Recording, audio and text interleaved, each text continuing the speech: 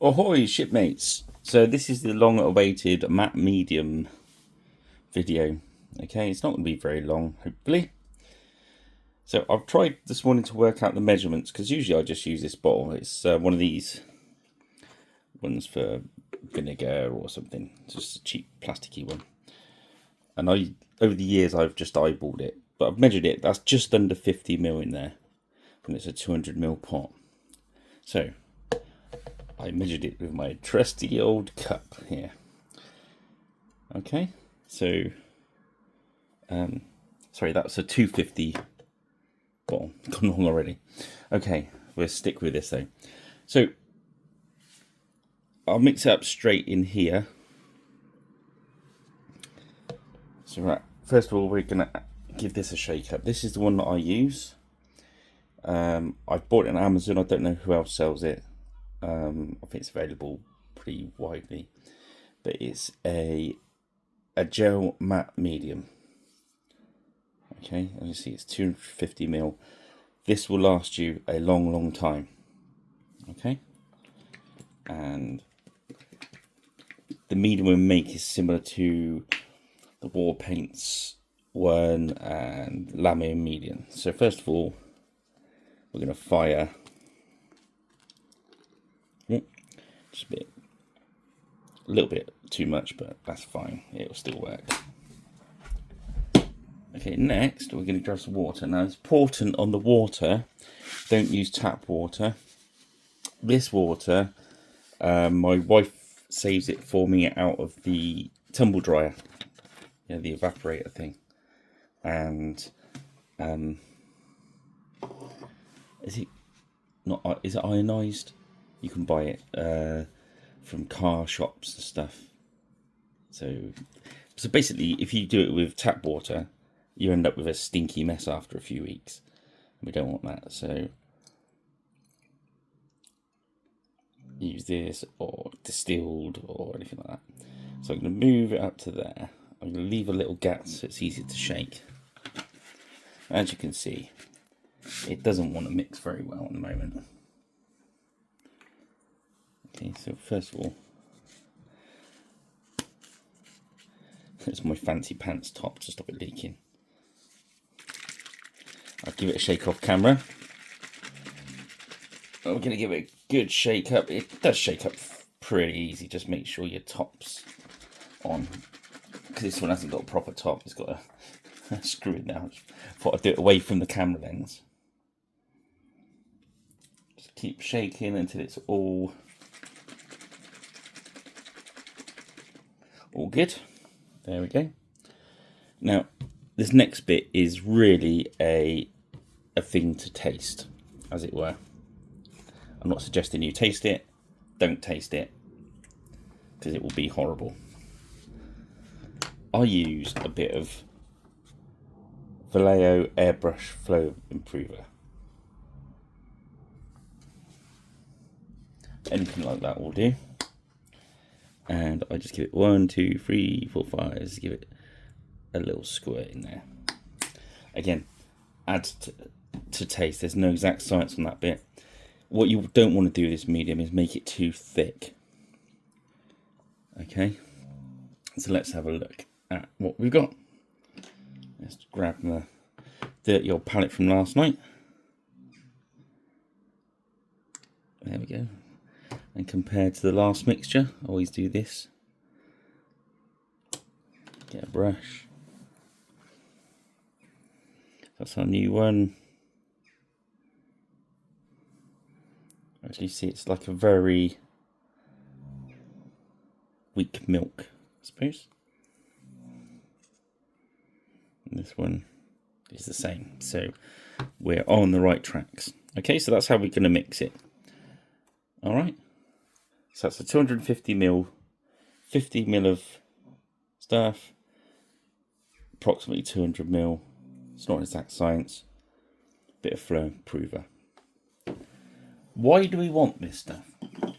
Okay, we want this stuff to make our paint flow better. So let's have a look. And also, why don't we just use water?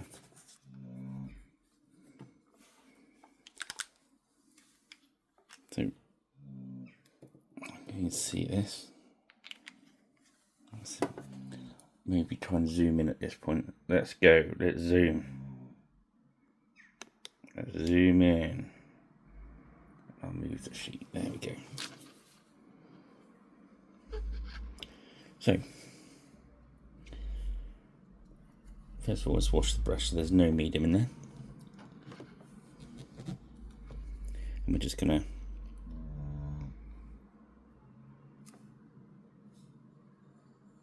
it's got really good coverage, this stuff. Oh, it's me knocking the light. Okay, now I put the medium in. So I've got a brush full of medium.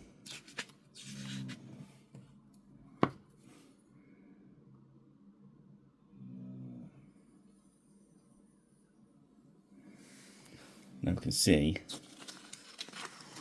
straight away that the paint drags out further with the medium. If you keep adding medium,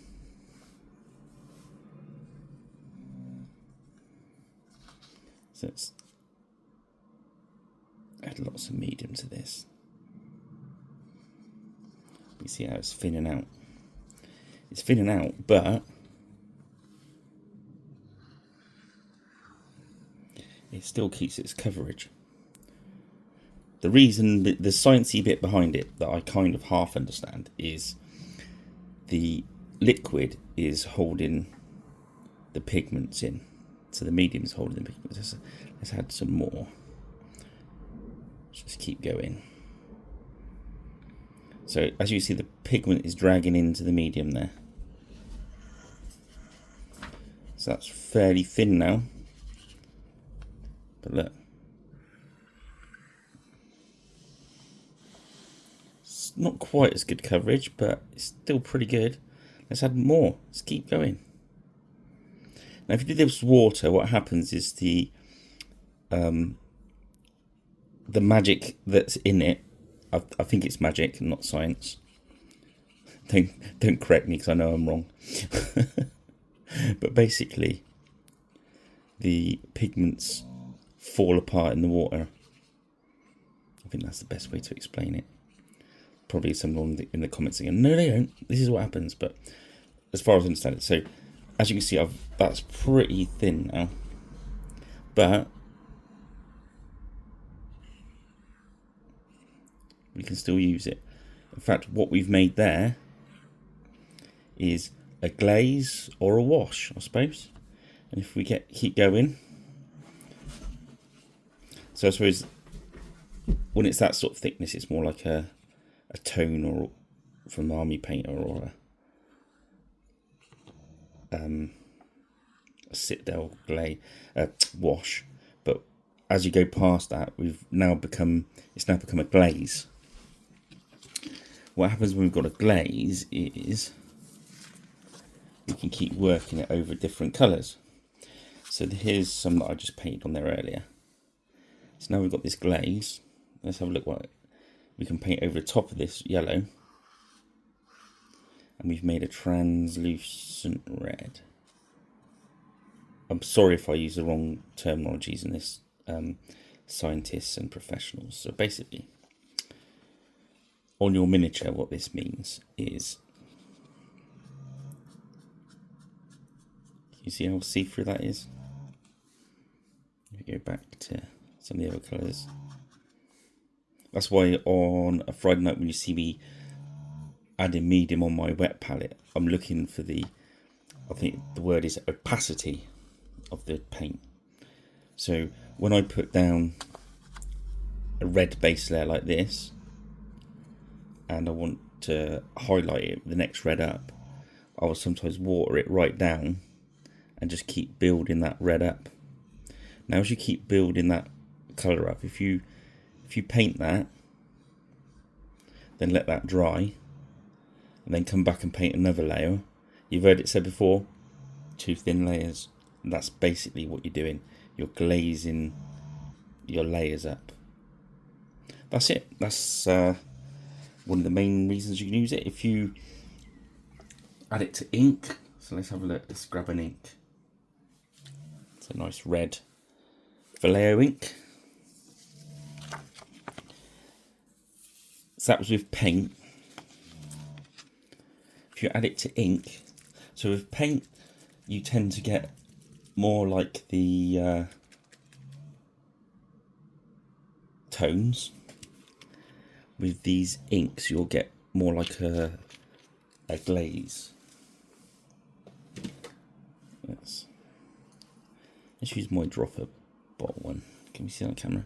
So that's the pure ink. Now pure ink has got like loads and loads and loads and loads of pigments. That's really, really strong.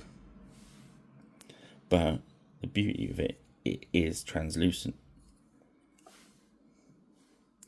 You start adding this to it, you turn it into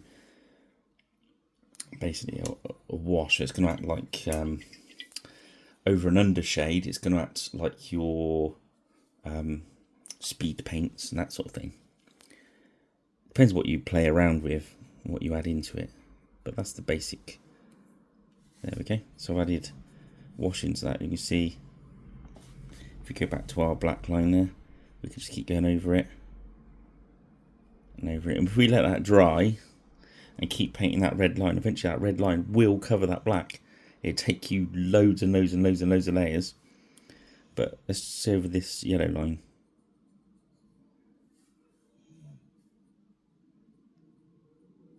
Yeah, so that's it.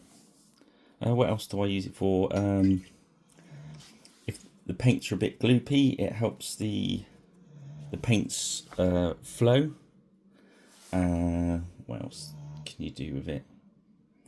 Well, you've seen my videos on Friday, and just watch. I add it to the tones. I add it to my paints.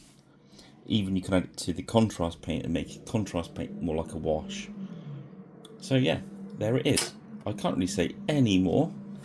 Any questions I'll happily try and field in the comments. Sorry about the motorbike going past. It's a Saturday and it's dry. Yeah. So that's it. I hope that doesn't disappoint you, Rich. Any other questions? Sure. But so the only variable I have is the flow improver. Try it without the flow improver. Try it with a few drops. Try it with a big squirt like I did. Whatever you fancy. If after you've made your batch it's a little bit thick, add a bit more flow improver. There we go. And at 13 minutes, I think that is plenty long enough for that subject. And cost wise, I mean, look, I've got 250ml of it now. That will last a little while. I mean, anybody that's watched any of my videos will see I use lots of it. And if I used as much in the Lamia medium or the army painter version,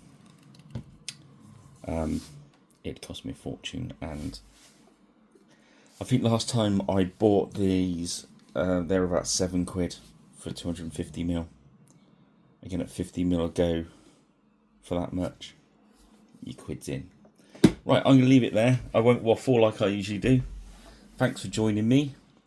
I hope that's been useful. And if I get a chance, I will do a further study of it with a miniature. But feel free to ask questions in the comments. If it's been helpful to you, please drop us a subscribe. Don't forget to hit the notification bell and certainly share it. Find us on Facebook and X and Blue Sky. Cheers then, guys. Thanks for joining me. Bye-bye.